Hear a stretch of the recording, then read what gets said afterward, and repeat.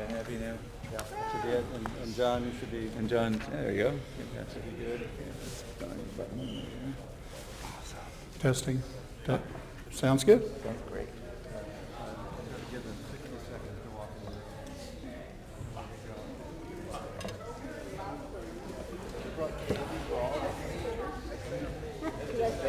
Sir. I have to scoot right after this, but you're on my calendar tomorrow. I'll be in early tomorrow. Well, I have an appointment at 8:30, but I'll be in the morning. Okay. So. Well, I've got an interview first thing in the morning. Then I'm going over to Caffeinery to touch base with Pete Ellery at 10. And I've got lunch with you, and then I'll be in the department all afternoon. Great. Wonderful. Good to see you, buddy. It's time, John. Eventually. Good afternoon. I'm Dave Ferguson, Dean of the college. If you haven't met me, welcome to our first lecture of the year, actually.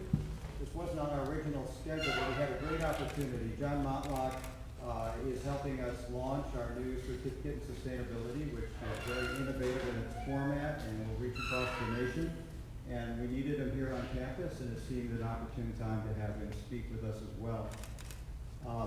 Many of you know John, but here's a brief background. He had taught at the university here in the Department of Landscape Architecture for 21 years. He's now Professor Emeritus, lives on the East Coast in the Washington, D.C. area.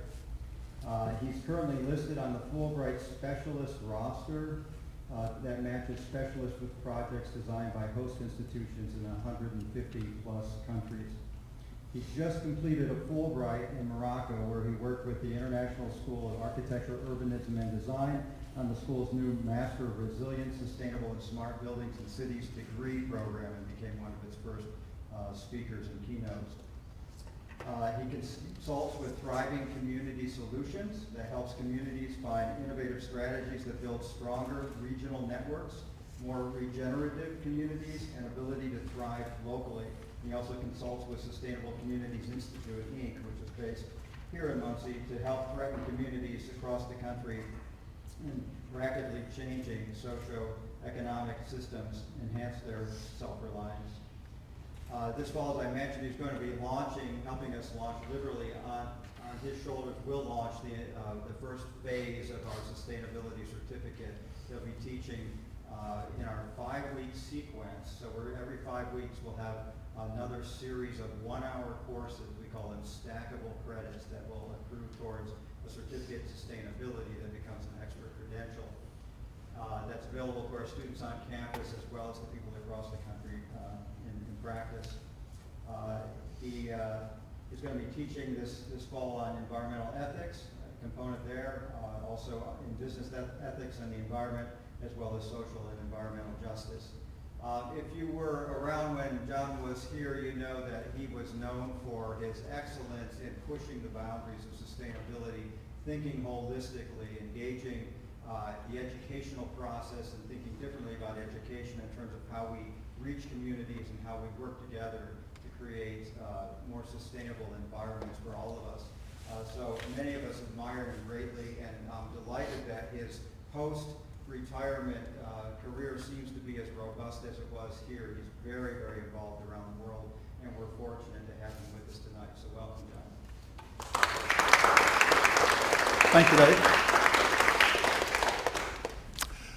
Well, I want to begin by thanking Dave and Bob Kester for bringing me in, for getting involved in the graduate certificate in sustainability, and for the opportunity to come back and spend 2 or 3 days here in Muncie. I'll be here on campus in the building tomorrow afternoon, so I'll have the opportunity to see many of you.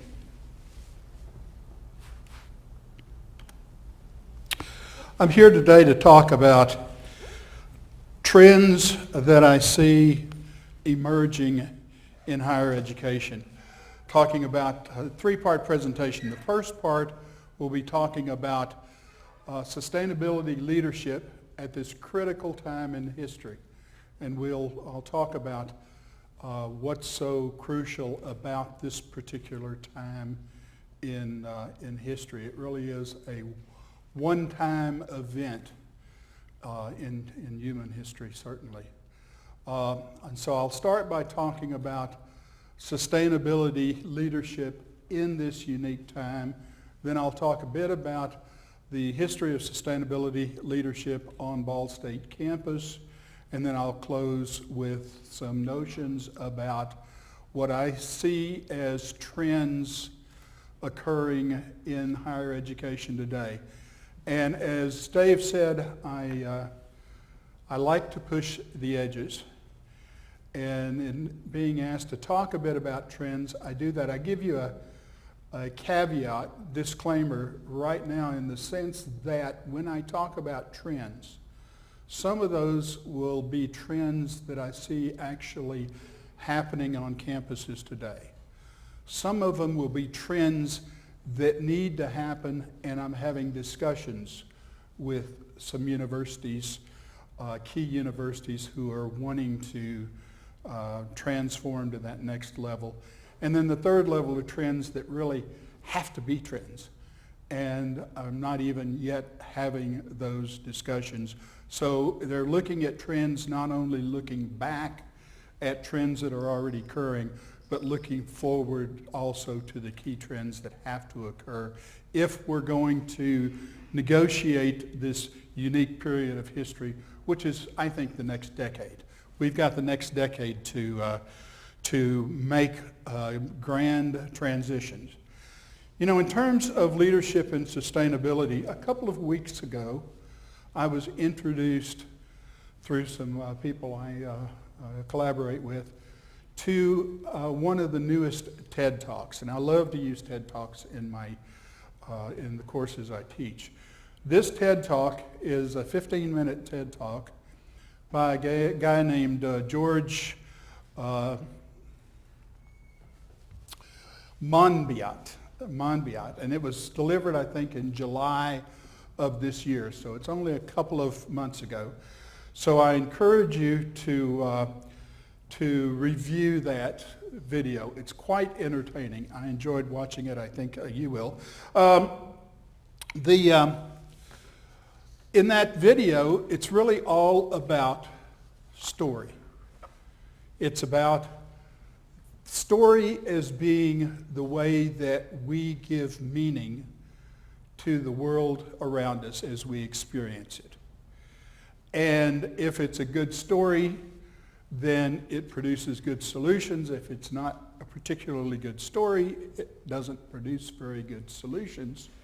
And the only way to shift stories is to create a new story. I mean, you can't have somebody just forget your story of how the world works unless you give them a more compelling story.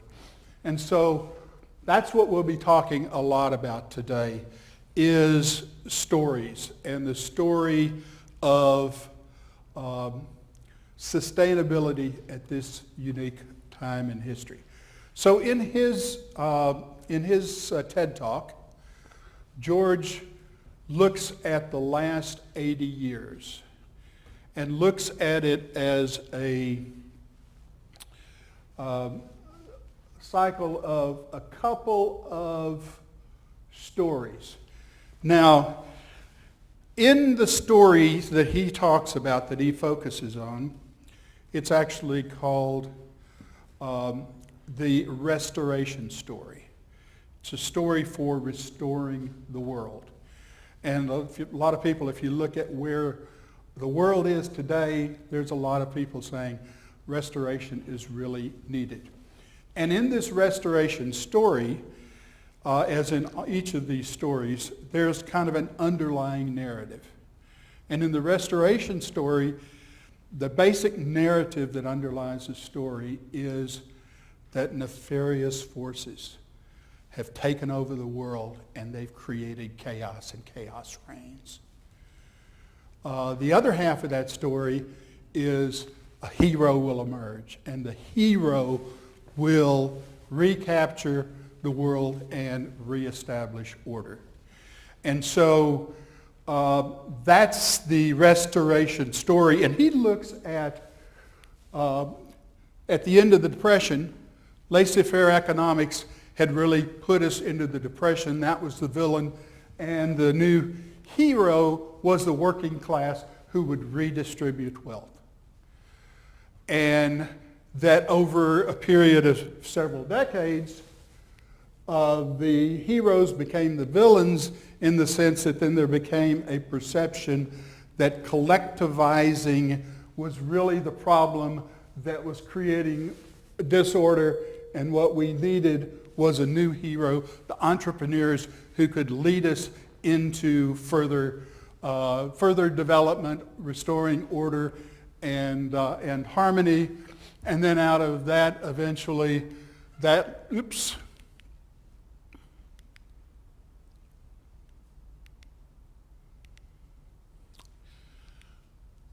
led to the entrepreneur becoming the new villain. The extreme individualism we have, that individuals succeeding at the cost of society is the problem.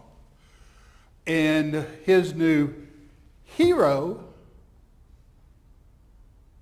didn't exist.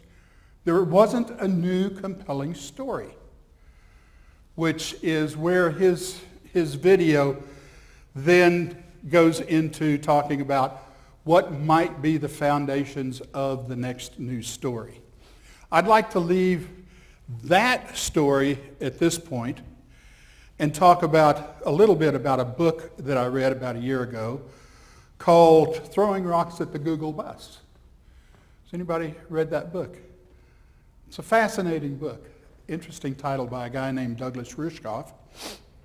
He also has a lot of videos online you can look at that basically tell the story. But instead of looking at an 80-year framework, his story, Throwing Rocks at the Google Bus, basically goes back 800 years and starts basically at the Middle Ages, where you had local commerce beginning to build a middle class. And that the king, as it got to build to be a threat to the king, then he chartered certain companies, and that then gave power to those companies that then would kick back to the king, and then that chartered companies grew into chartered corporations, grew into digital corporations, to where now, when I click on the internet, I'm bombarded with some digital corporation trying to con me into buying something that I really don't need. So Rushkoff looks at the last 800 years as a series of these waves. And I did led a conference on campus back in 2016 looking at the new economy that hopefully could, the next economy that could take Muncie into its next generation of development. And I talked about each of those waves as having an emergence, having a growth, having a maturation, and then going into decline. So there are these bell curves that basically, when there was a need, that need grew, and through the growth, it actually became the problem that created the need for the next emergence. So this is a typical pattern of what happens whenever you're engaging a system in an unsustainable manner. You boom and you bust. You grow beyond capacity, and you cease to be able to be sustainable. So that I started thinking about those two books, or that video and the book, and the real issue that began to come very clear to me is that whether I looked at 80 years or whether I looked at 800 years, I was looking at a pattern of a new restoration story that was somehow playing itself out in a deeper story that really didn't work. And that deeper story, if I remember at the end of the Middle Ages when you had local villages beginning to build their local systems, it began to be corrupted by an external force extracting the wealth that was being produced. And so we've been for 800 years in what I call a meta story of externalizing the impacts of decisions we make so that we can continue to take more out of the system to the detriment of someone else. And so there was a book back in the mid-'80s, The Turning Point by Frito Capra, and the turning point talked about the world was at a turning point. That was 35 years ago, and that has slowly, I think, been taking hold to where now there's a fairly broad recognition that we are at a turning point and that something has to change, and that we've now been given a window of about 10 years by 2030, and the 2030 challenge came out in architecture about 10 years ago, 8 years ago, that was dealing with how do we deal with that window between 2010 and 2030. And one way we dealt with it, as we'll see in a second, that our ecological footprint, our impact on our assault on ecological systems has actually accelerated rather than beginning to address what we need to address in that 20-year period. So it really is time for a new story, but it's not just a new story, it's a new meta story. Now in his video, George talks about the strange things that's happening right now where people in various sciences are all beginning to come to the realization that there's somehow kind of deep interconnectivity going on that we didn't really know about. Just like in landscape architecture 5 or 6 years ago, we began talking about this thing of crosstalks, of plants communicating with other plants so that somehow or other plants don't behave independently of everything around them, but rather there's this network conversation that's going on that we don't really understand. So about this time I was looking a lot at what's now being called complexity science. Science, but not reductive science, not science that isolates an issue and deals only with that, but the science that deals with the interconnectivity of everything. Scientists talk about messy problems that happen in the real world, because they don't have easy solutions. They don't have right and wrongs. They're all about this dynamic set of complexity and messiness. We work our way through that by finding as rich and robust kinds of solutions that we can. So I started looking at complexity science. I also started looking at this thing called big history. Because big history, in some ways, for me at least, gives some of that insight into that meta story. Because instead of looking at 80 years or 800 years, it looks at 14 billion years. And it looks at the basic nature of what, comfortably speaking, is called regenerative systems. And in complexity science, it tends to be called complex adaptive systems. But these are systems where all of the different things in those systems somehow adapt with each other so that the system, as a complex system, is able to regenerate itself. And so big history looks at, and there's a neat video, TED Talk, 18 minutes, History of the World by a guy named David Christian. And in big history, it speaks about there being a couple of what I would say are transformations in the ability of complex systems to become more complex. And the first generation, or the first transformation, was when we went from a cosmic soup to when we went to physical interconnectivity of everything, planets, the building of planets, galaxies, solar systems, spiraling galaxies that that transformed the cosmic soup into light, into mass, into materials, into consolidations that then became first generation, second generation planets. Out of that, then the complexity continued. And then on planet Earth, the next really big change, which was the Earth becoming an ecologically complex system. And this is where I think the role of you as designers really comes to the table.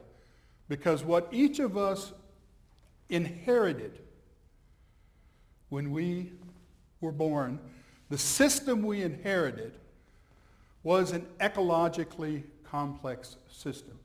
Now, what do I mean by ecologically complex? It's a system where all of the different things that operate in that system are interconnected with a complexity that allows an ecological system to take photons of light, of sunlight, and use those photons of sunlight to transform a gray planet flying through space into the ecological richness and diversity and productivity of planet Earth. That's complex. And when you recognize the real complexity of the system, we realize that the system is more complex than we think, than we can think. We can't think as complex as the system works because as we think more complex, we engage in that system and make it more complex. So we're in the process of co-designing a more complex system, and so we're constantly creating the future while we're trying to catch up with the future. And that's kind of the role of design. Now, unfortunately, so this is a slide where it's talking about how sunlight comes in and how living systems use the energy from that sunlight to create the diversity on the face of the earth today. Now, Big History also talks about the fact that in this unique period in history, we're in a crucial time in the emergence of a whole new level of complexity. And that's conscious complexity. When humanity becomes smart enough to consciously engage in complex systems for the benefit of that complex system, rather than how much can we take away from it so that we can do whatever it is we want to do. So when humanity becomes sophisticated enough to engage with complex systems in a way that helps them regenerate rather than causes them to become degenerating, we will basically trigger the completion of that, the maturation of that third complexity. That's a meta story. And that's a meta story is the one that I believe we're living in. And if we get smart enough to collaborate, to partner with complexity, it'll be the mother of all economies, as a friend of mine in Austin loves to say. If we're producing what we are now in a planet that we're dragging down, think of what we can produce in a planet where we're collaborating in creating more potential. Now, in terms of complex adaptive systems, which for comfort I'll refer to as regenerative systems, they operate through an immense number of cycles of innovation and of co-adaption. How many of you in the room have heard the word innovate in your classes? How many of the word have heard co-adapt in your classes? Not nearly so many hands, right? So the design professions have been very much focused on innovation. And that could in fact be innovation that drags the system down. Or on the other hand, it could be innovation that actually collaborates in the system that we rely upon. And through most of history, humanity lived within that area, within the limits. And as long as we operate within those limits, the system continues to regenerate fully. But as we begin to externalize impacts, we begin to move out of living within the system, and the impacts get worse and worse and worse. So at a point in time, back about the time that we started inventing boats and guns and knives and horses, riding horses, when we got the power to take from other people and externalize the impacts of our taking that, then we began to impact the system. And there's now a lot of work going on right now looking at the history of agriculture and for how long agriculture has been radically changing the systems we depend upon. So at a certain point in time, by externalizing, basically the people who were making decisions so as to maximize the benefits that they kept and to externalize the impacts to everyone else, those are the new villains. And those are the villains that are kind of ruling the world today. And so we're hearing all of these comments about social injustice and environmental injustice and all of those kind of things. Those are the voices from which the new heroes will emerge. So now an interesting thing is that in the U.S., looking at the green line as being the biocapacity, the capacity to support a life, and the red line being the ecological footprint, the impact we have on those systems, that we're kind of celebrating today in a very negative sense. We're celebrating the 50th anniversary of when the United States went from having less of an impact than was regenerated to now having more of an impact. And so 50 years ago, we consciously co-designed the United States not as a regenerating system, but as a degenerating system.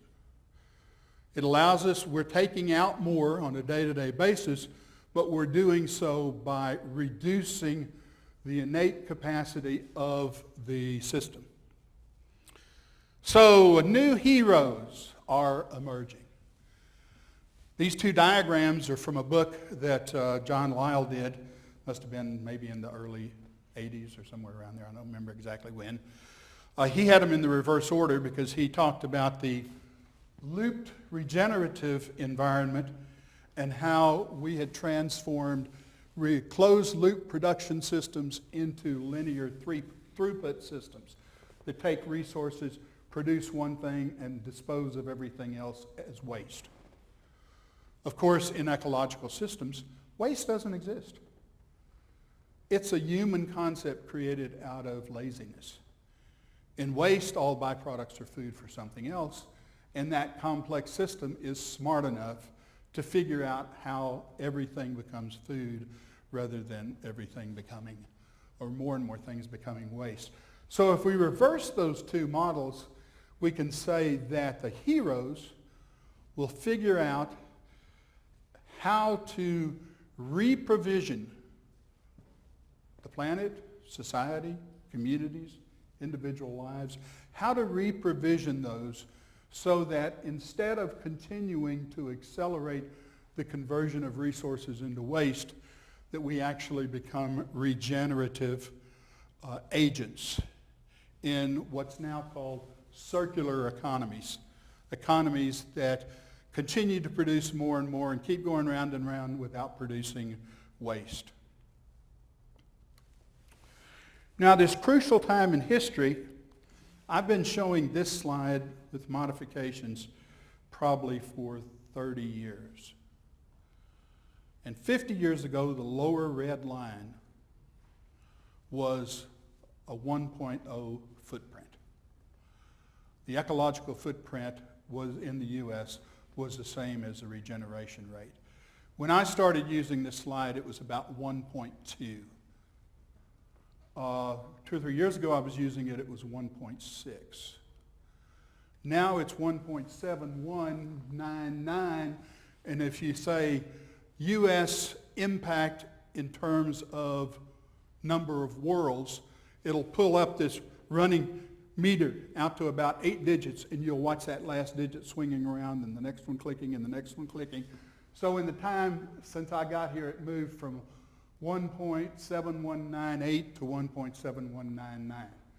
So our footprint is growing at a pace that we can actually now track and see. Of course, we've exceeded the point where we should have settled into a steady state, sustainable strategy, and the fact that we're eliminating or reducing or decaying or degrading the resource base that we have to work with means that when we do find a steady state, it's going to be perhaps a lower steady state than it would have been if we'd have made those same decisions 20 years ago.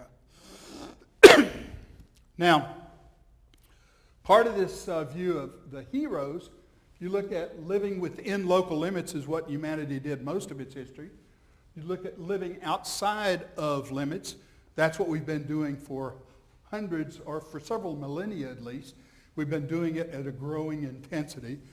And then you look at this third, which is this new meta-story, and some people are beginning to talk about that of humanity becoming intelligent agents in complex systems, complex adaptive systems, or intelligent agents in circular economies. So the Ellen MacArthur Foundation funds projects that are all about how does it advance the ability of humanity to become an intelligent agent in circular economies. The World Economic Forum does the same thing, but they tend to use it in complex systems. Now, when I say intelligent agents, how many of you, IT, intelligent technologies? Intelligence, we tend to think about it, is a technological kind of a thing. Intelligence is broader than that, far broader. In fact, the most intelligent thing around has been the human mind, because not only do we deal with logic and rational kind of things like computers find it easy to deal with, but our mind connects things across totally different dimensions, so that love somehow interconnects with number of dollars that we earn, interconnects with family relationships, interconnects with how does the world see me. So we deal with unbelievable complexity, and we make those decisions on a day-to-day basis. Now the question is, humanity getting smart enough that we make those decisions on a day-to-day basis, but we do it somehow through a dialogue with the system that we are unknowingly co-designing. And we have co-designed the U.S. that we have today. We've co-designed it with ecological systems that want to behave a certain way, and with human systems where we think we're defining it today of a different way, and what we get is this messy thing that is the complex system that we're dealing with today. Now, everything I do and say, I frame in terms of systems. And in systems, and systems people think in 3 levels. Managing systems as objects. So if I design a building, I'm designing a building as an object. Or thinking of managing systems at the systems level. So if I'm designing a building, I'm actually designing a building's relationship within a system and looking at how that affects the system. And then the third level, which is what this unique time in history is all about, is looking at systems at what's called that meta level. So I'm looking at designing a building such that the system is working better, plus that it's also more resilient. But not resilient in the reality today, but it's resilient in the system that is being co-designed for the future. So It's thinking of a transformational. It's looking beyond the present system, and it's looking at opportunities to create new systems. Now realize that these opportunities are going to be taken in the next decade. And if many of these have not happened by 2030, which is when you're just beginning to be entering your prime, then the whole world is in bad business. Okay. 2 or 3 years ago, I started using these diagrams. The one on the left is, and these diagrams all talk about services. How many of you have heard of environmental services? Okay. Most people tend to talk about those as if they're good. The environment's providing service. I tend to talk about them as those are being parasitic, because we're looking at what service does the environment give to economics, but we don't look at what service does economics give to the environment. And so we've been really good about a one-way flow, about mining away resources, using the services of the environment. We haven't been good about building an economy that regenerates the ecology or that regenerates the social. And so in sustainability, there's been this notion of the triple bottom line. Are decisions environmentally responsible? Are they socially just? Are they economically viable? That's kind of what that diagram says. And if they're not servicing each other, those three dimensions of the triple bottom line, then it's really not being very sustainable. The one on the right is a similar diagram, but a lot of people are now starting to talk about the potential of any place in the world. It tends to be determined by what's called the energy, water, and food nexus. That those are key resources we have to work with. And if we use too much water to cool the power plants of the fossil fuel power plants, we have less water available to grow plants. Therefore, we can't produce as much food for people to eat. So in the same way you have the triple bottom line, you also have the energy, water, food, or the nexus services. And the degree to which we're balancing those services, then we are in fact enhancing system performance. These two diagrams say the same thing. The one on your left talks about development as nested bubbles. And so when I'm doing a development or any part of a development, the nested bubble says human potential is set by the ecological system. We can't produce clean air, we can't produce clean water without consuming more than we produce. The way we have that basic resource is by keeping the ecological system happy. So then nested within a happy ecological system are sustainable infrastructure, green infrastructure, infrastructure that actually collaborates with ecological systems to make the ecological system more healthy. And then nested within that are built environments that interconnect with that infrastructure that make the infrastructure function and that regenerates the resource flow. So each of these looks at, in the one case, each of them looks at regenerative natural systems, connecting engineering and natural systems into closed-loop regenerative systems, and then at the next level, connecting ecological systems, infrastructural systems, and buildings as systems into this regenerative network, which is what in architecture, landscape architecture, and planning you will be doing. You will be helping communities plan and design their communities so that they collaborate in healthy, productive environments. Heroes will help people learn how to live within planetary limits. This diagram you have by Johan Rockström is, I think he's leading the Great Transition Movement, or he does a lot of work in the Great Transition Movement. But it looks at the key planetary systems and how we're operating in relation to those. And you'll see that where systems in the red we're in deep trouble. So things like the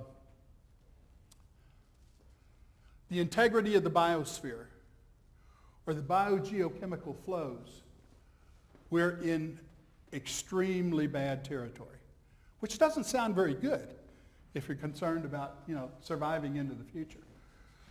So then this lady named Kate Rayworth combined on the outside that's regenerative planetary systems, and on the inside she looked at human needs. And she created what she called the donut model, and of course there's a TED Talk on the donut model by Kate. The donut model of living in safe and just space. So as long as humanity is living within this donut, it's neither exceeding regenerative capacity or it's not failing to address everyone's need. So one of the courses that I'm teaching in this sustainability minor is socially and environmental justice. When you're living in the donut, you're living within an environmentally and socially just world. So taking that earlier diagram I had of the how complex systems work, putting it into the donut, that's the challenge of design. How do we innovate and co-adapt such that our decisions and the world they produce are living within the donut, the safe and just space for humanity, and to what degree they're not. Now I'm seeing this as kind of the fifth step in what I refer to as generations of design. So when I did my PhD in South Africa in the early 90s, I was talking about a fourth generation design which was emerging. Third generation is what was happening with community-based projects, the community input, all of this kind of stuff. The fourth generation was a further progression in terms of not only community involvement, but the designer giving over control into what now has become called co-design, which I now don't call co-design, I call anthropocentric co-design. It's people working with other people to co-design how they think the world should work. But the world's too complex for that. And so what we're talking about here and what you're going to be dealing with in the near future is learning how to design or how to co-design with complex systems. So those of you, if any of you were involved in first year, last year, you did a Vision Making New York City project, which is kind of the beginning of an attempt to work with an online interactive database to where you as a designer can go in and design something and the complex system will tell you, you're screwing up the water this way, you're screwing up people this way, you're screwing up incomes this way.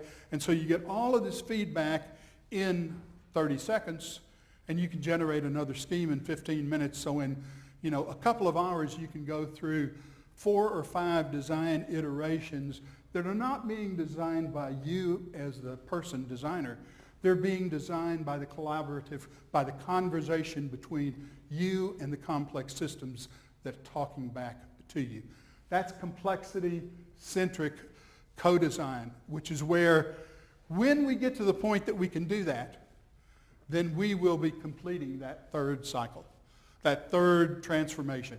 We will be growing a consciously complex world which will really raise the potential productivity capacity. Now, I believe that there's not a university in the country that's better positioned to deal with these kind of things than Ball State University.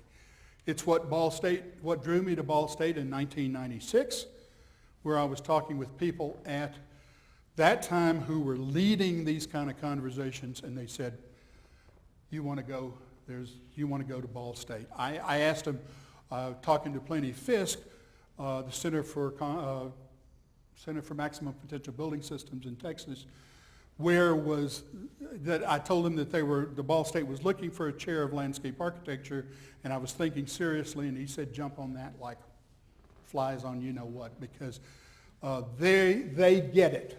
They get what we're talking about more than anyone else. So Ball State was leading the conversation then, and it's continued to lead the conversation since then. So there's a 50-year experience of Ball State dealing with complex systems. If you go to their website, Bob has a chart there that shows 3 generations of the sustainability, education for sustainability leadership at Ball State. The first generation was when Ball State was the first university that decided to come on board to deal with sustainability, created CIRIS, and Bob Kester is director of CIRIS, and CIRIS fellowships, which have been funding faculty, myself included when I was here, on specific projects geared toward building sustainability. Created the first Green Committee where 14 people took on, Dave and Bob and others took on looking at how Ball State could become more green.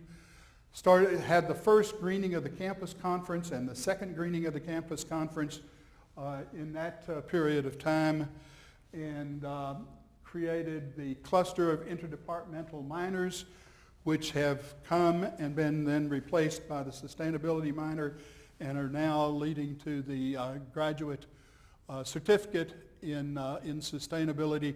And the creation back then in 2000, Dave Ferguson, the creation of the Land Design Institute and the LDI Land Lab. He stepped down as chair from the department and went around the country looking at other land labs and how they worked and how our land lab might work better. The second generation included that kind of LDI networking with other labs, the Council of the Environment COAT, where the president picks, designates or identifies people from the university, from the community, from all aspects of the university, administration, staff, faculty, and from the community, the leaders in the community, and they sit around a table and they deal with sustainability on the local community level.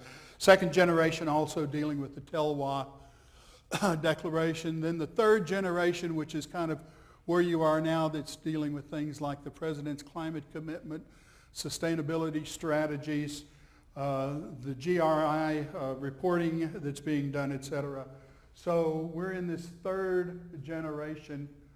And one of the things that's come out of this, I've had conversations with Bob, who has really built over the period that he's been doing this, a deep appreciation for the difficulty to keep this vision moving forward, because universities are very ephemeral kind of things.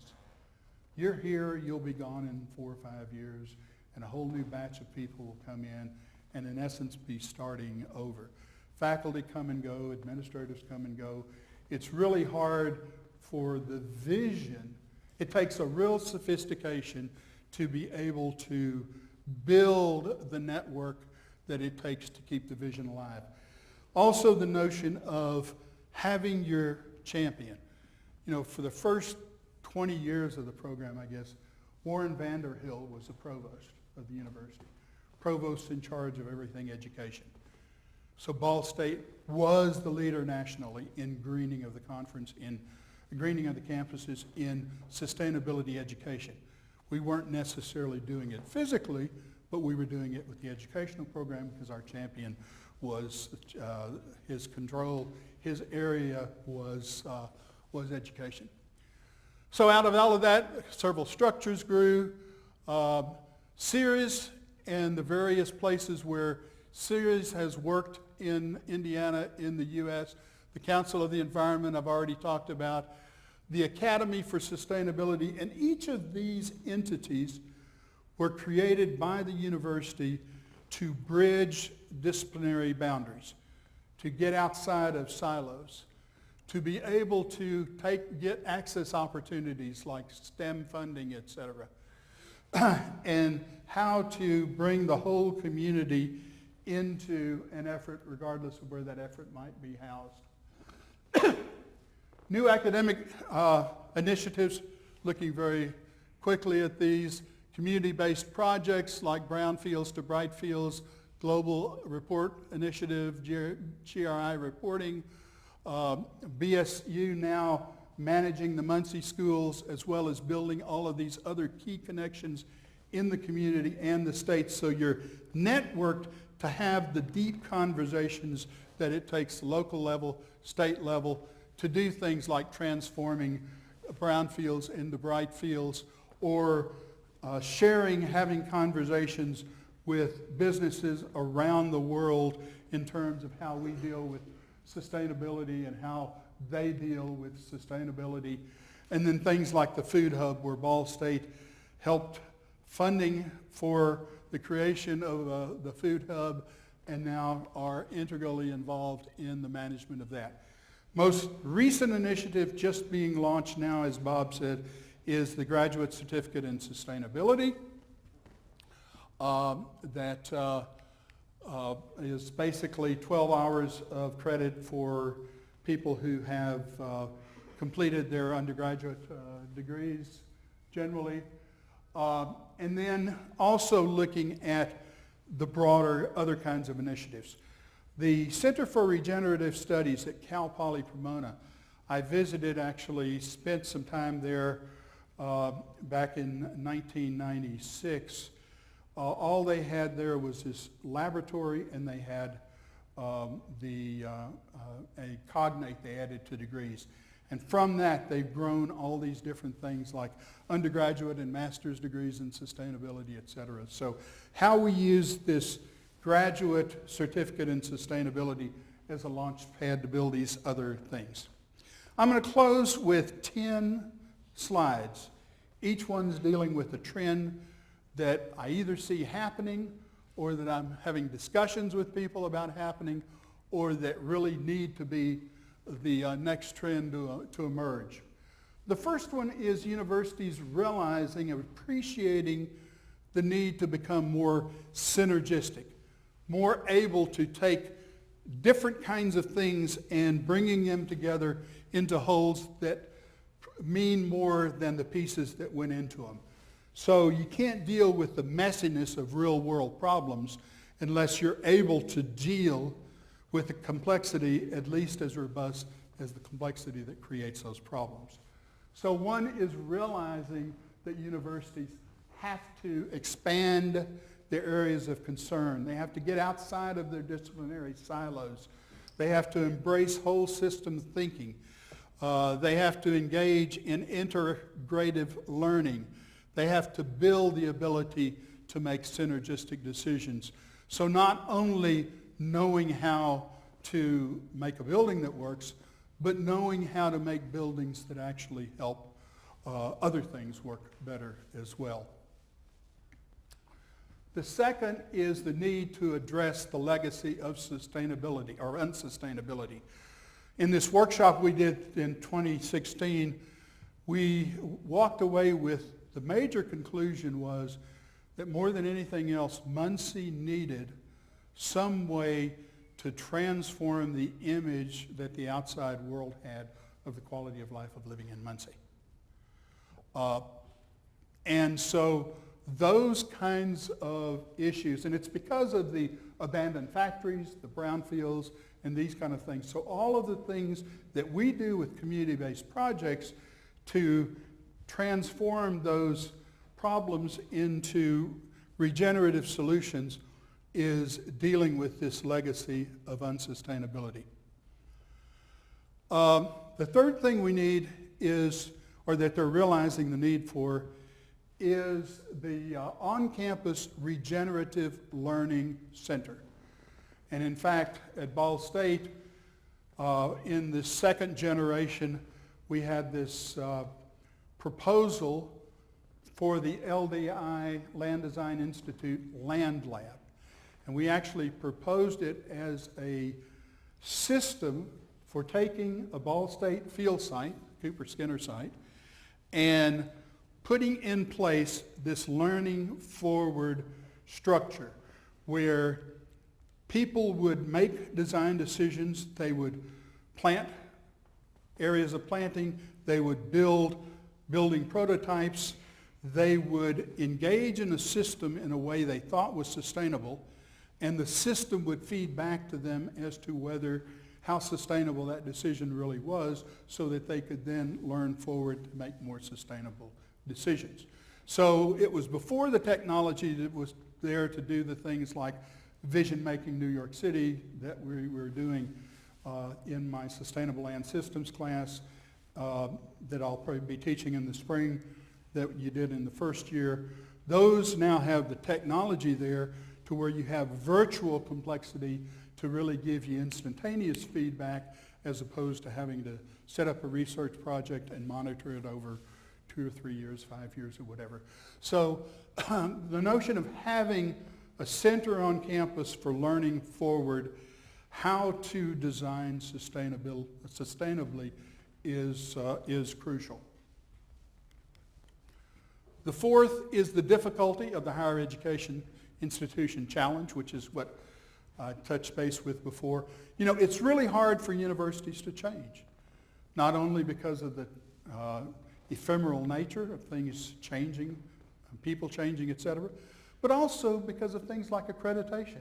You're bound by accreditation not to stray too far from what the profession does now, when in fact the kind of things that I'm talking about are the other side of the mirror.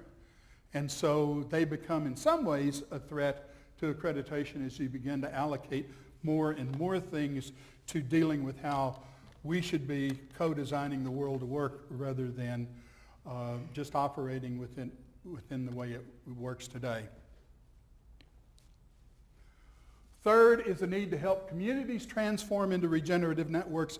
So this has to do with students building the skills, not only that they understand regenerative networks, but they know how to engage with communities to build the exciting stories, to build the commitment, to cause the people in communities to realize the criticality of living sustainably within the system they're a part of. So that whole notion of being able to inspire with powerful stories is crucial. And of course, Ball State's digital storytelling and its history in building powerful stories is very important to these kind of things as well. Trend is healing complex socio-ecological environments. Now, the interesting thing to happen is if I look at where that is happening the most in universities, it's in agriculture. Because the way we produce food is killing the pollinators of food, or it's killing the pollinators of plants. The way we grow food by poisoning the soil, only allowing the monoculture that's been bred to deal with the poisons, poisoning the soil is not a good way to be growing food. So agriculture is really hurting, and because of that, there's a lot of innovation going on in restorative agriculture, in regenerative agriculture. And the interesting thing is that regenerative agriculture is grounded in understanding ecological interconnectivity. Regenerative architecture is grounded in understanding ecological interconnectivity. So much of what's happening in regenerative agriculture, there will be corollaries in regenerative architecture. So the knowledge base is beginning to be built. Help communities learn to provision or reprovision if they've already previously provisioned in the wrong way, and how to provision and design regenerative communities. You know, so having your water department in a city not talk to your energy department means that the energy department isn't going to be dealing with water very well. And so how to get communities to have the crosstalk, to have the synergistic ability to build solutions that optimize everything rather than maximizing how one entity, the department you're working in, may work. The eighth trend is making universities and programs highly accessible. And you all know the term ivory tower. The graduate certificate in sustainability, we're really excited about, Ball State's excited about, because it is a highly accessible program. 1-hour courses, 5-week chunks of time. So the person can take one course over a 5-week period of time, test the waters, and not having had to make a big time commitment. And they can bite off a little piece, and if that chews pretty well, the next semester or the next 5-week session, they can bite off a couple of pieces. And so being able to have something that fits the lives of the people in the community is crucial, and I think that program does it very well. The next to the last trend is to deeply embed universities in their local communities. And I know Scott Truex, a couple of years ago when I retired from Ball State, was doing a lot in terms of what universities are doing what in having facilities downtown, having their campuses downtown, or whatever. One of the terms that I like particularly, the last 3 lines there, living life together. That's what culture is all about. It's what communities is all about. And how can Ball State reposition itself in the community that it's seen as living the life of Muncie together with the community? And I think that's the kind of connectivity that will make which will enable the university to actually lead the community with active, committed people in the community moving to sustainability. Finally, the last trend is the need to unlock complexity and embrace complexity-centric co-design. I'll leave that one for the last because that's totally me. I'm the only one that I know a year or two ago that was using those terminologies. Now when I do unlocking complexity in the internet, I begin to see other people using that terminology. So I see it as kind of the most advanced as well as the complexity-centric co-design. But I think that's the trend, that's the big meta trend that we're operating within. And so when we can unlock complexity and we can allow the wisdom of ecological communities, the wisdom of indigenous communities, the wisdom of people who have engaged in ecological systems throughout history that haven't destroyed those, when we can figure out how to bring all of those into the conversation with as much appreciation of those lenses of how the world works as we give to the science lens, then I think we really will be making fantastic inroads. The last comment I'll mention in closing is one of the organizations that I've enjoyed doing stuff, just taking some of their coursework and stuff, is called the Pachamama Alliance. And there it's indigenous people from the Amazon that saw their way of life being destroyed and that decided they're not going to run from danger, they're going to greet it. And so they went out to the science community, and now it's this collaboration of indigenous people and the scientific community that's operating as an alliance all over the world. And so there are Pachamama Alliance groups in the U.S., they're in Brazil. I'm right now working with a conference, an Amazonian rainforest forum that we're looking at to occur next year, and looking at how to get the indigenous cultures of the Amazon playing even a greater role in that conference, because in many ways they're the experts. They're the ones that have lived sustainably for thousands of years in the Amazon, and we haven't been able to do that. Thank you very much. I've enjoyed the presentation.